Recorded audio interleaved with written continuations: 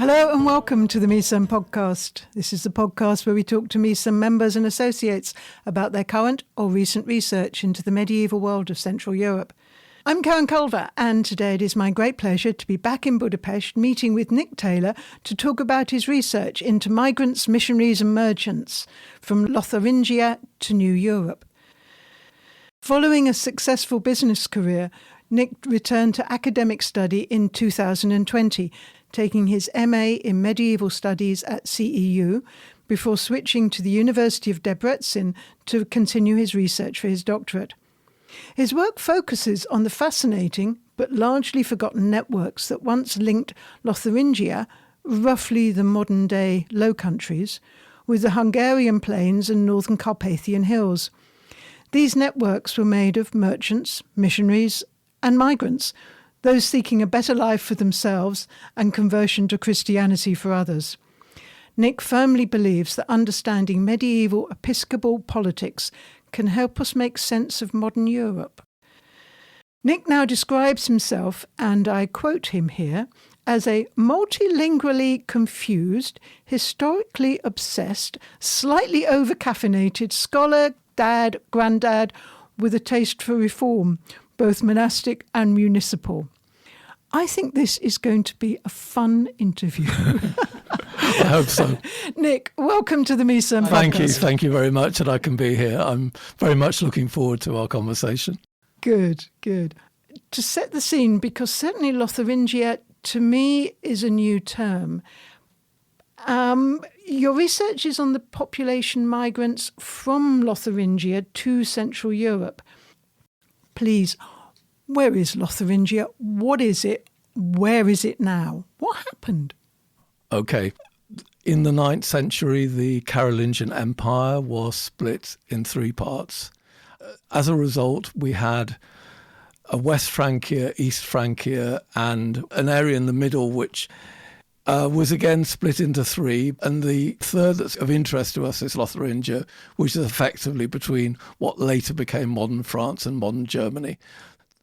What's interesting about it, on the one hand, is that it is a multilingual area. So Lotharingia was split by a language contact zone between the Romance and Germanic languages. So we find both being spoken in that region. The other thing that one has to bear into mind, though, and we're talking about people, is that it was also a very important hub of a lot of ecclesiastical and mercantile relations. So rather than seeing it as a geographical area, I would suggest that we see it as a central hub of a variety of networks that had come into existence during the Carolingian era and had not been considerably affected by the fragmentation of the 9th century. So in other words, this was something that the Ottonian rulers could rely on when they were attempting to create some kind of an operational state. The church provided them with skilled administrators and also with a model of Christianity that they would be able to export. So I think that's a kind of an answer to that question. I read some of your papers and you talk about Bruno Latour's actor network theory with tangled history approach. Please, what is an actor network theory? What is a tangled history approach? And how does this relate to medieval migrations? Okay. So first of all, we're talking about 2 different approaches that I am now applying. The one of them is Bruno Latour's actor network theory that places not only human beings, but also objects, ideologies, and so on, as all forming part of a network. So in other words, when we see maybe a reliquary being moved from one location to another or a church building being constructed, they all have a message that the people who are involved in the network will relate to in some way. And this also means you have a kind of a coherence that is absent from a lot of, for example, art history approaches, because they don't see them as all being interrelated. Whereas applying this theory, this is the kind of a holistic approach to history, if you like, in which everything relates to everything else. That's the one thing. Entangled history, or histoire croisée, traditionally we talk in terms of influence, and this is always seen as being a kind of a unidirectional approach, whereas in fact entanglement means that it's anything but it's a relational way of seeing the way in which cultural phenomena get transferred and also get recreated in new locations. And I think this is the important bit, is we're talking about recreation and hybridity. So we never get a one-in-one transfer from one location to the other, but we get a recreation in a new location, and often a lot of input from locals, from local aristocracy and local rulership. So this is a reason why models that we might see in Lotharingia will not necessarily reappear in the same form in New Europe, because the conditions are very different. And I guess it's like the stone into a pond. It's sending out ripples, but ripples are also coming back. Exactly. The other thing is with entanglement is that it's also often multivectoral. So in other words, it's coming from a variety of different directions. And this makes it very difficult to actually identify the origins of any particular influence. Yeah, that makes a lot of sense. Yeah.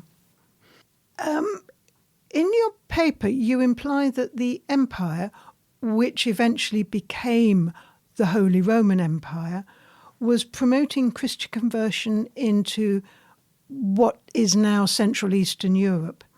New Europe. I think New Europe is easier. Yeah, that's fine, yeah.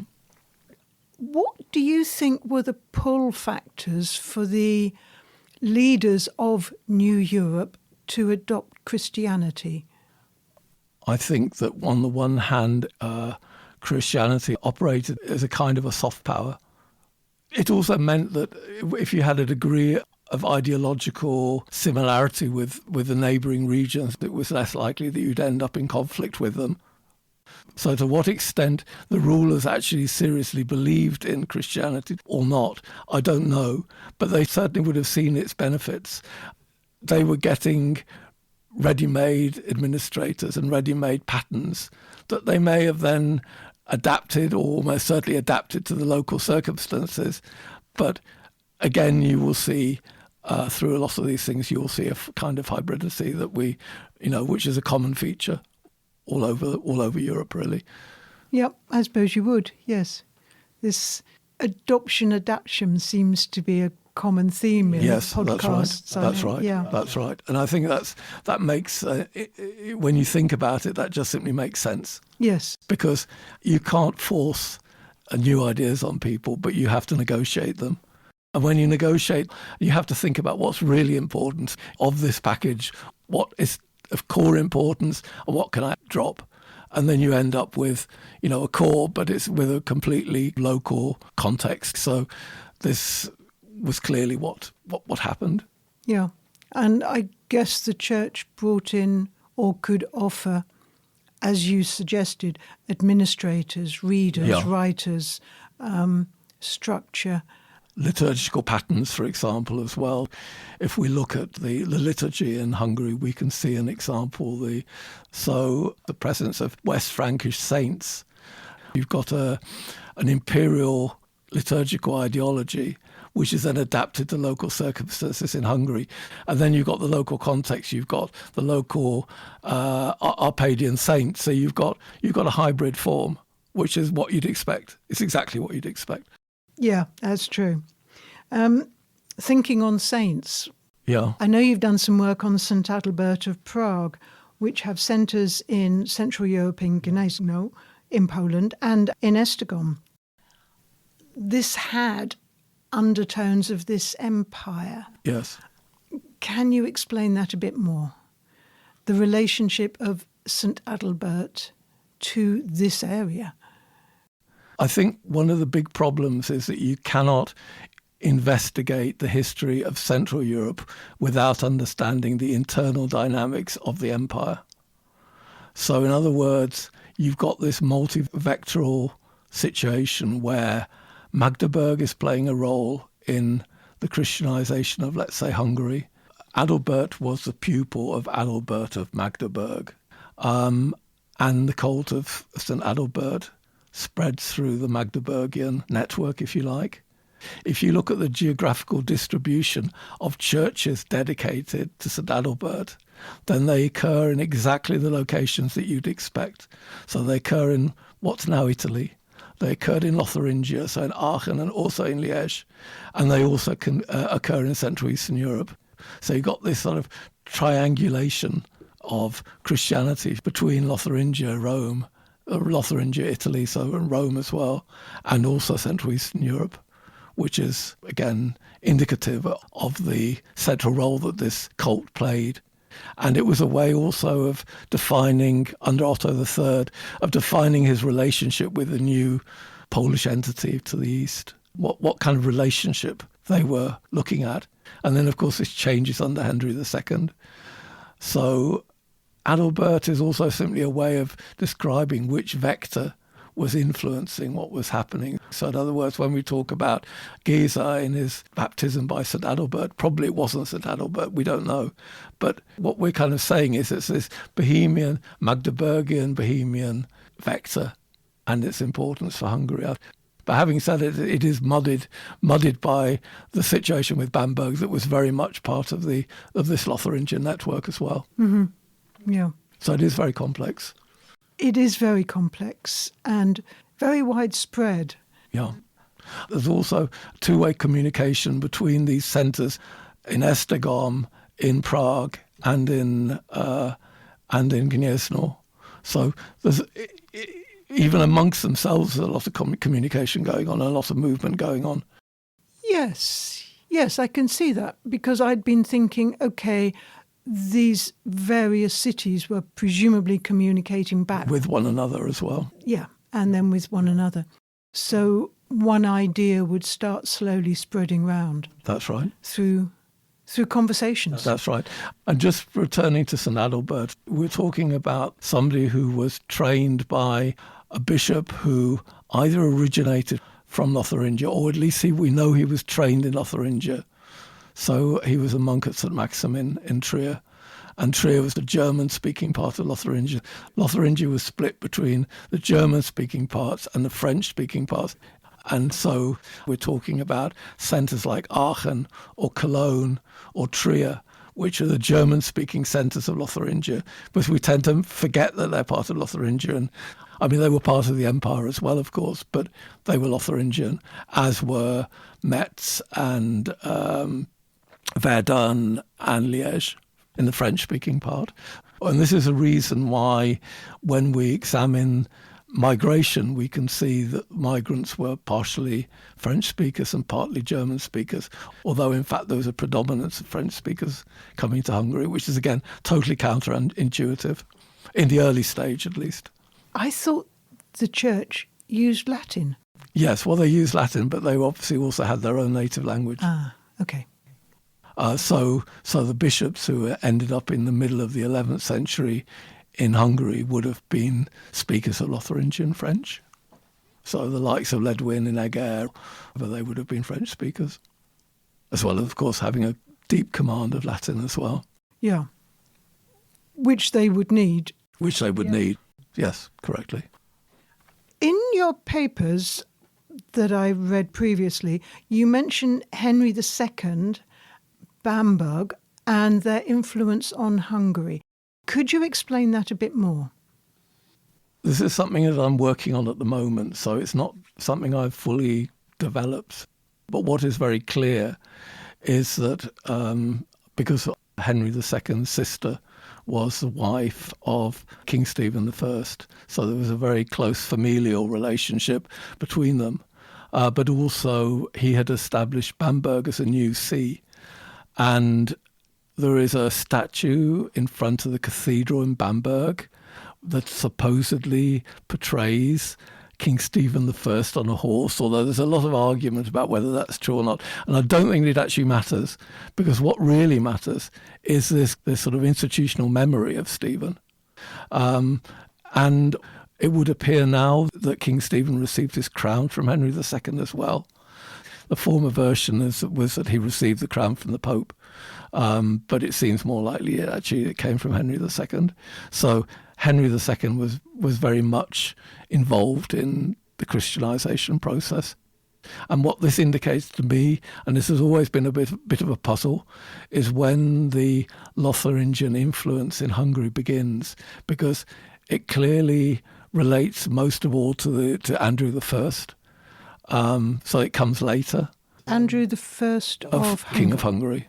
This was after the pagan revolts in 1046.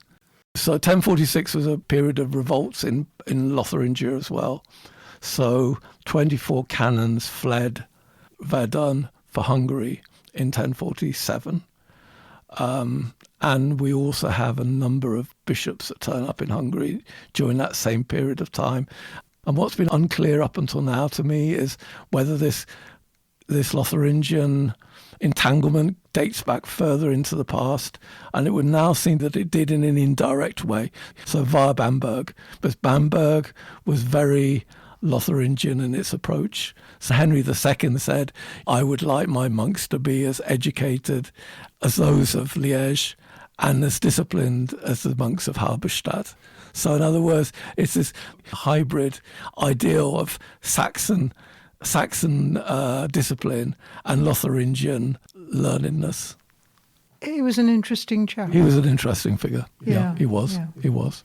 And to say he wants discipline and education, yes, that is a very advanced thinking person as well. And this was very typical of the Lotharingian Church. Central to an understanding of the Lotharingian Church is to have a picture of what was happening at the Cathedral Church in Liège in that period. So the Cathedral School of Liège, in many ways, was to the 11th century, I would say, what the University of Paris was to the 12th. It was a very, very important centre for training of priests, for administration, and also, obviously, for priestly activities. And I think one of the other distinct features of this Lotharingian vector was the view that prelates were there to be rulers. So this prelate as ruler concept is very much imperial Lotharingian view, whereas this was less true of the Benedictines of Corvey or of Regensburg, who were also involved in the process of Christianization. As I say, it's a very multivectoral process. I think what the other problem is we tend to see the imperial church or the Reichskirche, we tend to conceptualize it as the church of the empire. And in reality, it was just one vector within a very diverse ecclesiastical landscape, if you like. It was one of many. But it was a very important, very, very, very influential vector, but it was not the only one by any means. Yeah, so it was a whole variety of monks. And you said prelates as rulers or? As rulers, yes. Even as warriors. So it all starts off really with Bruno the Great, the brother of Otto I, he became the Duke of Lotharingia and also the Archbishop of Cologne. So he combined temporal and ecclesiastical rulership. And this continued with, for example, Notker of Liège, who was the Prince Bishop of Liège. And the emperors expected the bishops to be rulers and administrators, as well as being churchmen. And I think perhaps the reason for that is that the emperors didn't have very much of an apparatus. So they had to rely on a network based on the Lotharingian Church, because they had the schools, they had the education, they had the people. One of the other reasons why people left that part of the world was because they also had a very, very dense population. And it would yet again explain why rulers in New Europe were adopting Christianity so they could have some of these administrative skills. That's absolutely right.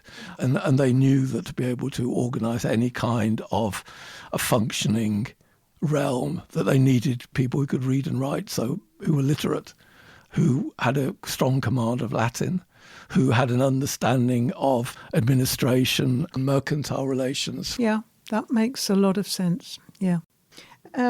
You noticed that people from Lotharingia moved to a whole range of areas, but you particularly picked out Eger.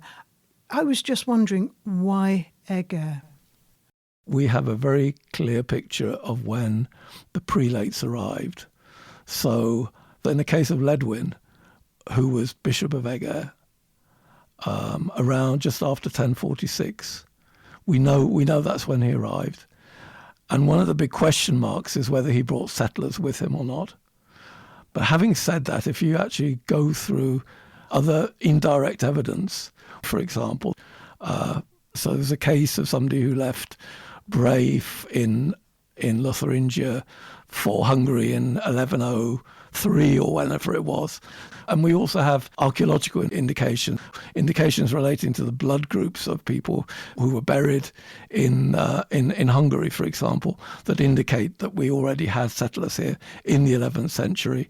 So I think at the moment we have to work on the assumption that the first group of settlers, they may be in just a few families, but they arrived probably in the 11th century with Leodwin, and they brought with him the skills that were required to create the vineyards and the wine production that he needed as a fundamental economic basis for his ecclesiastical activities. And why Eger? Okay, so the reason why they came to Eger was because of its strategic location and also because it was the seats of one of the new bishoprics. Of course, from Eger, you've got valleys going north, so you've got that transport route through the Carpathians. To Upper Hungary, that's right. Yeah. To what's now Slovakia. Yeah. Yes. Yeah. And I suppose the church needed wine to celebrate Mass. Yes, exactly. You couldn't do it with beer, could you? Well, they were skilled at brewing as well. They were good brewers and they were also good winemakers. So if we look at the area of modern-day Lotharingia, we look at the Meuse and the Moselle valleys. The Moselle Valley, of course, is still very well known for its wine production. And if we look at the Middle Ages, we're looking at a period of the climatic optimum when there was plenty of wine production in Lotharingia in the north as well. And one of the difficulties with wine is because it's a bulk product, it can only be transported easily over rivers. And that's the reason why, for example, Moselle wines could be transported to England, but they couldn't be transported easily to Hungary because you had to get over the watershed. So the watershed between the Danube and the Rhine would have been an issue for very heavy loads. I hadn't thought of that at all. You think of it just being a high value added product, but it is. You're right, it's also very heavy. So in other words, if you look at the Carpathian Basin as a whole, I think that what you can see is a recreation of something that would have been familiar in Lotharingia, but also the wine production and, again, making use of the rivers, transport. And the question is, for me, is in which direction was the wine actually being transported? Probably in both directions, but obviously it was easier to go downstream than it would have been to move it upstream. So transport is a very important feature. Yeah, I'm now just thinking, obviously it would have been carried in barrels, so you needed the timber, you needed the coopers, or in leather skins, so you needed the tanners. Yeah. So it's very complex. And also the barrels probably didn't seal terribly well. So I think one of the big problems was that you couldn't transport wine or beer over long distances without it going off, basically. So you had to be able to move it relatively quickly. And we're talking about considerable weights as well that they had to deal with. Yeah, interesting business. Yeah. And they were also involved in the beer business as well. So we know that the first beer production came from the area around Oradir or Neuschwanstein, and that also relates again to the Walloons or to the Lotharingian French. In any case, they were very interested in alcoholic drinks, I think. I think many people are. Yes, they might be. Yes. They might be. Eger is a bishopric, isn't it? Yes, that's correct. So was the diocese, the bishopric at Eger, founded at the same time as the arrival of people from Lotharingia? That's a difficult question. It's difficult because in the case of Transdanubia has a past going back to the Roman Empire, and also you have very early pre-Arpadian bishoprics in Transdanubia. So the locations were fairly well known and fixed. Whereas in the case of the east of the Danube, this was a greenfield development. And I suspect that it was a bit of trial and error to start off with. So they'd try a location and they'd realise it wasn't really very fit for purpose, and they'd try somewhere else. So we don't really know. In the case of Eger, the archaeological evidence is that the first buildings were erected in the 12th century. That could be related to any kind of bishopric. So the question really is, well, what was there before that? Or was the bishopric actually originally founded somewhere else? So I think there are a lot of question marks about that are unclear. On the other hand, it's quite possible that Leudwin and his settlers were the first people to be involved in actually trying to set up the diocese in Eger itself. It's possible. There's no clear answer to that question. I think I have to be very careful about that. Most Hungarians would say, no, it was established under King Stephen. But actually the archaeological evidence doesn't substantiate that claim. A number of times in our conversation, you've implied that the Lotharingian identity has remained at least for a long time within the area you're studying. How did the Lotharingians manage to retain this slightly separate identity for what sounds like many hundreds of years? Yeah. In the case of the Eger Valley, so just go back to the settlement process and the chronology of the settlement process. The problem is that the only written evidence we have actually dates from the 15th century, and that's the Chronicle of John of Stavelot, which is very detailed. It gives concrete dates that actually relate extremely well to the dates that we know are correct relating to the arrival of prelates. But because of the late dating, the late provenance of the source, we do have slight problems with that. Okay, so that's the first thing that I have to say. So the second is a point that was made by Geza Bartzi, who is a linguist, and he said basically, well, one of the claims that was made in the Chronicle of John of Stavelot was that the settlers arrived in Liège on a pilgrimage in 1447. The settlers arrived in Liège? So in Liège from Eger. Ah. And they spoke perfect Liégeois dialect. And he said, well, that's impossible, because when they left, if they left in the 11th century, they were speaking Old Walloon. Whereas when they came back, they were speaking Middle Walloon, and it would have gone through a lot of sound change. And that's correct. However, if we work on the assumption that their arrival happened in a number of different waves, then it's possible that the later arrivals would have altered the dialect that was spoken in the valley. The evidence that we have, apart from the fact that the Chronicle claims that they spoke perfect Liégeois dialect, the other source of information that we have are documents from the Eger Valley itself, where we know about the Lotharingian elite of the valley and their names. So if we look at the personal names, and if we look at those names and we see where they now occur, so in other words, it doesn't mean that these people originated from that area, because they may have been born in the Eger Valley, but their names still occur in certain parts of Lotharingia, which is effectively Western Lotharingia and the Champagne region. So you can map this out, and they're very unusual names as well. So they're names that never became part of name fashions in Hungary, because Hungarian aristocrats liked using Frankish names. For example? Well, the likes of Tyrion, for example. There was a settler called Tyrion in Eger, and I was thinking, well, that's a very strange name. And, I thought, well, can this possibly be Lotharingian French? And in fact, it turns out that it is. And it's a diminutive of Thierry. Ah. Okay. Tyrion. Yeah. So they always used diminutives. So all of these names are strange diminutives. We also have the name Lombard, which is a diminutive Lambert, who was the patron saint of Liège. If you look at where those names occur now, that gives you some indication of where their ancestors may have come from. And also if you look at place names, so if you look at the place names in the Eger Valley, you see examples of place names that are clearly of Lotharingian French origin, particularly the name Tayler.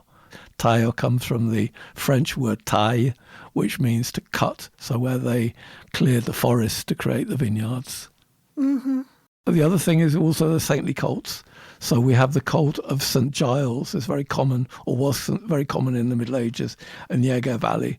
And that cult was nothing like as popular in other areas. If you look at the geographical spread of the cult of St. Giles in Hungary, it tends to be related to areas of Lotharingian settlement. So they settled in some areas and not others? That's correct. That's correct. I mean, they were a relatively small number of people. And one of the difficulties of identifying areas of Lotharingian French settlement is that they were then followed by much larger waves of Lotharingian Germans. So they kind of submerged these people, and over time they lost their French identity. So the Eger Valley is very interesting because it was never affected by later German settlement. Oh, right. So that's why they kept their identity in a way that was not the case, let's say, in Transylvania, where there was also cases of Lotharingian French settlement, or in the Hungarian uplands as well, in modern-day Slovakia, which of course was repeated in the 18th century when people who were known in Hungary as the Swabians, who came from Alsace and from what's now Baden-Württemberg, but there were also French speakers amongst them in quite a large number. They settled, and they were also subsumed by the German speakers, so they lost their French language. And this is exactly what we see. I tend to think of the Swabian villages as very much the western side of the Donau, where you get a lot of the Swabian villages. Yes.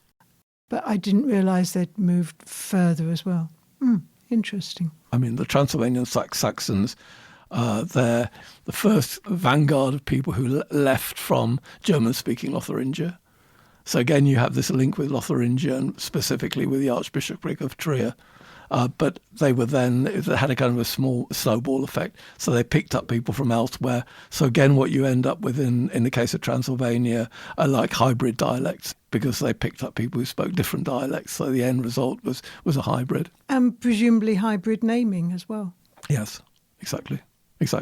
A couple of other saintly cults that sort of struck my mind. One of them was the cult of St. Quirinus. He was a saint in Malmedy, so the monastery of Malmedy, and he's also the patron saint of Neuss on the River Rhine. And the only other places where his cult reappears is in the Sips region of what's now Slovakia, so Upper Hungary, and also in Transylvania. So again, an indication. Interesting, yes. But perhaps on a slightly different topic, many researchers we know, historians, focus on a very small section of history, a document, a group of documents, a single location, or even a single person. Yeah, that's right.